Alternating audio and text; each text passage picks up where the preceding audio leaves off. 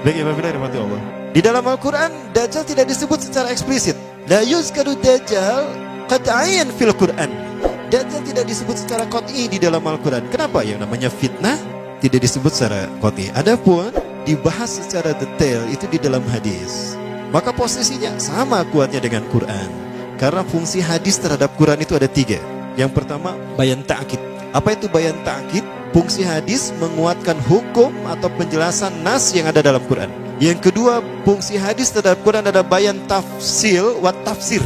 Bayan tafsir artinya menjelaskan apa yang ada dalam Quran. Sesuatu yang tidak dibahas secara mendetail dalam Quran, dibahas secara detail di dalam hadis. Bahkan dirinci oleh hadis, tafsil.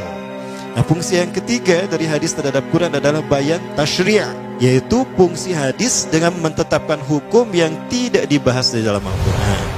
Nah, di dalam Al-Quran ada beberapa ayat yang menurut para ulama ini terkait dengan Dajjal.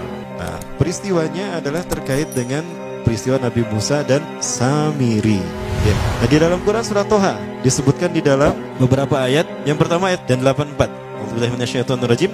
Wa ma ajalaka an qaumika ya Musa. Dan apakah yang membuat engkau tergesa-gesa meninggalkan kaummu hai Musa? Ketika ada 10 perintah Allah yang akan diterima oleh Nabi Musa yang kemudian disebut dengan Ten Commandment oleh orang-orang barat, Nabi Musa meninggalkan kaumnya Bani Israel ya di belakang bersama Nabi Harun. Nabi Musa tergesa-gesa karena Nabi Musa ingin segera mendapatkan perintah Allah. Maka Nabi Musa menjawab, qalahum ulai ala athari. Mereka ada di belakangku ya Allah. Wa ajiltu ilaika rabbi litardo, dan aku menyegerakan diri kepadamu ya Allah agar kau ridho kepadaku. Aku ingin segera memenuhi perintah. Nah, itu yang dijawab oleh Nabi Musa. Maka Allah kemudian menerangkan kepada Nabi Musa. Nah, ini ayat 2 ayat yang berikutnya.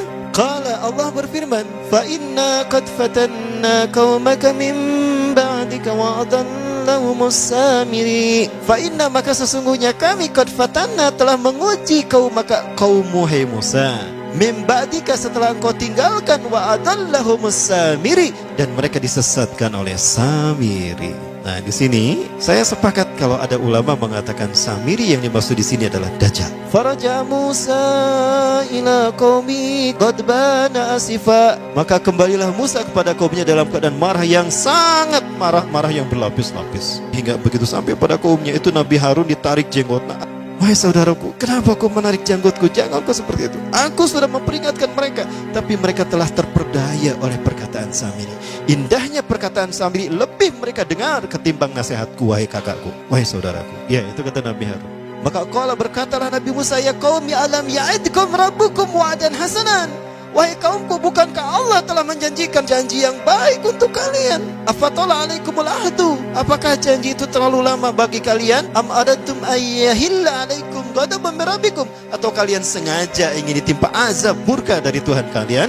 Fa akhlaftum mau'idi, sehingga kalian menyalahi perjanjianku. Aku sudah mengatakan, tunggu, aku akan sampaikan apa yang Allah berikan pada kalian sebagai janji Allah kepada kalian. Maka digambarkan Nabi Musa marah, itu patung anak sapi. Nah, patung anak sapi ini dibuat oleh Samiri. Sekali lagi, Samiri yang kita bicarakan sebagai Dajjal, dia punya kemampuan magic yang luar biasa. Dan dia punya kemampuan yang tidak bisa dicapai oleh manusia sejenius dan sehebat apapun. Maka jika ada manusia yang luar biasa di antara kita, itu adalah mereka yang dibentuk oleh Dajjal. Contohnya siapa? David Copperfield, David Mindfreak. Siapa lagi? Jangan salah penulisan. Ada juga Rael juga sama. Dia seseorang yang tadinya tidak tahu apa-apa, sesuatu yang orang menganggap biasa, tiba-tiba dia menjadi seseorang yang luar biasa, supranatural, luar biasa. Itu juga sama. Termasuk juga Sai Baba. Nabi Musa marah kepada Samiri. Maka kemudian Samiri pun diusir sama Nabi Musa. Ya, qala, berkata Nabi Musa kepada Samiri, fama khatbuka ya Samiri. Maka apa yang mendorongmu untuk melakukan itu, hai Samiri? Nah, Samiri sejak dipindahkan ke pulau Yaman yang tadi dinamakan Pulau Sokotra, di sana dia tinggal dari usia 5 sampai 100 tahun. Kerjaannya adalah bangun, makan, minum, tidur. Begitu sampai usia 100 tahun. Ya, dia tidak melakukan aktivitas lain. Ketika dia bangun, malaikat Jibril sudah menyiapkan makanan dan minuman di sampingnya. Dimakan dia. Nah, sampai usia 100 tahun baru dia melek, baru dia sadar, memikirkan tentang dirinya. Allah, di mana saya? Ternyata saya sudah sebesar ini. Tapi tidak ada siapapun kecuali dia dan binatang jasasa. Binatang jasasa Allah ciptakan, Allah lahirkan berbarengan dengan lahirnya Samiri. Karena tugasnya adalah untuk memata-matai Samiri, maka disebut jasasa. pemata-mata. Dan dia menghilang berbarengan dengan menghilangnya Dajjal, dan akan muncul lagi berbarengan dengan munculnya Dajjal. Malaikat Jibril selama Samiri tidur, dia memegang pena. Tapi penanya itu kayak tongkat sihir. Nah, dia punya tongkat. Nah, tongkat itu sebetulnya adalah pena yang digunakan Malaikat Jibril menuliskan beberapa panel prasasti yang isinya adalah pelajaran akidah tauhid untuk Samiri. Pena inilah yang kemudian diambil oleh Samiri. Dengan pena inilah dia mampu melakukan apa yang dia inginkan. Dan dengan pena itulah dia membuat patung anak sapi. Bagaimana caranya? Dia masuk ke tengah-tengah kaum Nabi Musa. Jumlah umat Nabi Musa saat itu 70.000 orang yang menyelamatkan diri dari Mesir, dari kejaran Fir'aun, sampai ke Padang Tih dan ke Palestina. Itu 70.000 orang, include di dalamnya Nabi Musa, Nabi Harun, dan Nabi Yusha bin Nun atau Nabi Joshua kata orang Kristen. Nah, maka dia mampu mempengaruhi beberapa orang dari pengikut Nabi Musa. Maka mereka mengeluarkan perhiasan mereka, dimasukkan pada kuali, dibakar. Nah, perhiasan itu pun dibentuk dengan kemampuan magicnya menjadi patung anak sapi.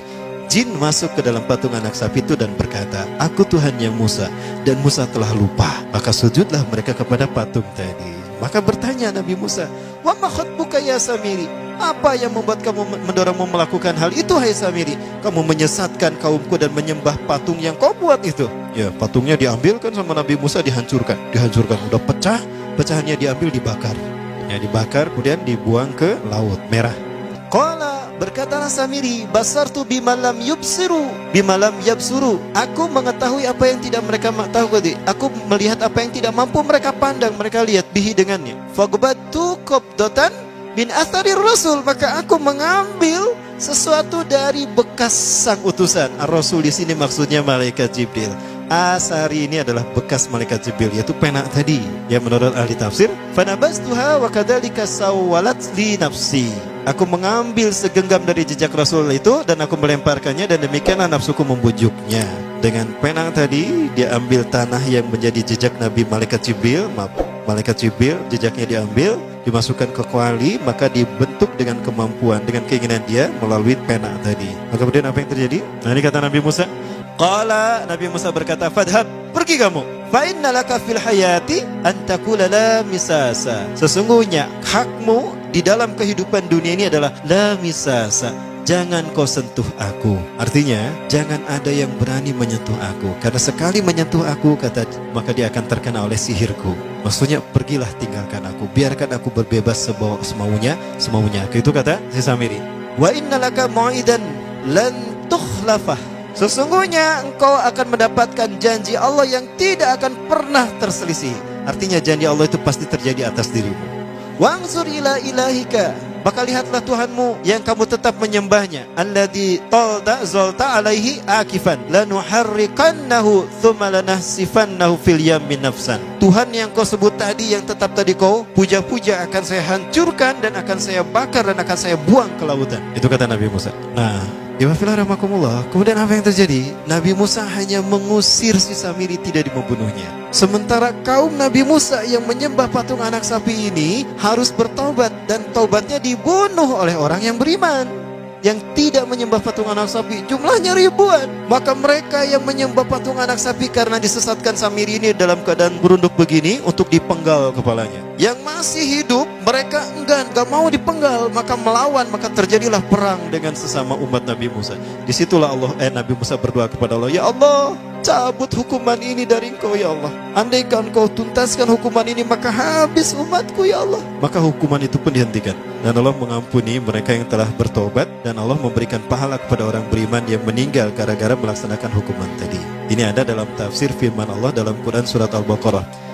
Ya Bani Israil adhkuru ni'matallahi alaikum. Gimana terusnya? Fatubu ila barikum faktulu anfusakum. Al-ayat. Nah itu kalimat faktulu anfusakum. Ayat ini dikeluarkan ketika Nabi Musa berfirman, "Bertaubatlah kalian kepada Tuhan yang menciptakan kalian dan bunuhlah diri kalian sendiri." Maksudnya, bunuhlah mereka yang menyembah patung anak sapi tadi. Coba, yang menyembah patung anak sapi gara-gara disesatkan Samiri dibunuh taubatnya, Samirinya tidak dibunuh, tapi cuma diusir. Jika ada orang yang ingin mengganggu, katakan, "La misasa, jangan kau sentuh aku." Kenapa diusir, tidak dibunuh? Karena yang membunuhnya adalah Nabi Isa alaihi salam di akhir zaman. Maka sejak saat itulah Samiri mengembara dari satu negeri ke negeri yang lain. Maka bertemulah dengan para nabi sesudah Nabi Musa, hatta dengan Nabi Isa alaihissalam sendiri. Dan dia berganti-ganti nama, berganti-ganti kostum. Nah, di zaman Nabi Isa alaihissalam dia berganti nama menjadi Yudas Iskariot.